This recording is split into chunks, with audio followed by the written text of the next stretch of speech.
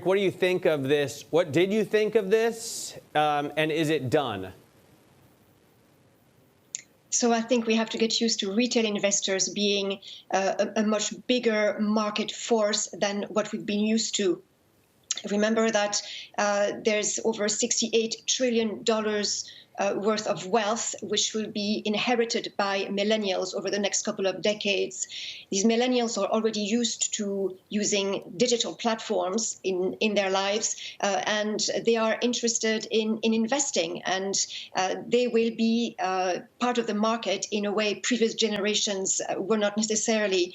So investment processes will have to be flexible and start to take that into account, investment strategies as well. And it could be that the regulator will step in. A lot of the regulation is to protect retail investors from mis-selling or collusion from institutional investors. It could be that they start looking at other things, such as the zero commission rate model, how market makers pay brokerage houses in order to get transactions. So I think it's something that that regulators will spend quite a bit of time thinking about.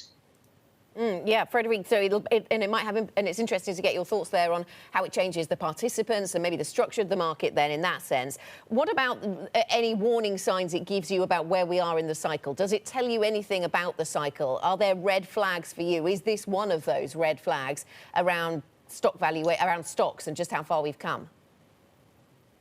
So we get a lot of questions from our clients as to whether we are in a bubble. There are signs of excessive behavior. And so as GameStop, for instance, or if you think of Bitcoin in Q4 last year.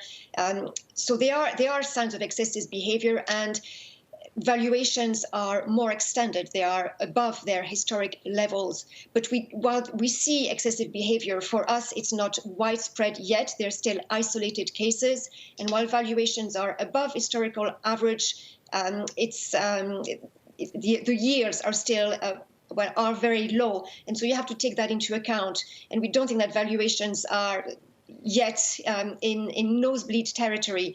So we are vigilant. We see warning signs, but we maintain our overweight in equities. We think that as economies reopen, there is scope for earnings to be upgraded, and that should drive the market higher.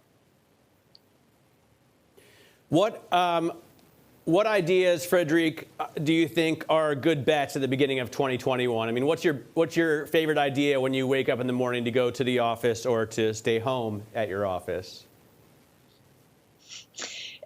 We still like China very much, both in terms of equities and sovereign bonds. Sovereign bonds will be part of the index later this year.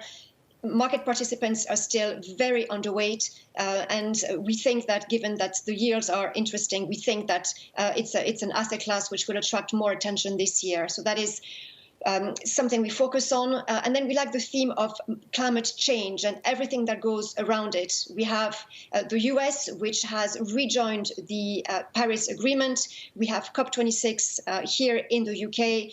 A summit at which countries should subscribe to even higher targets, more ambitious targets.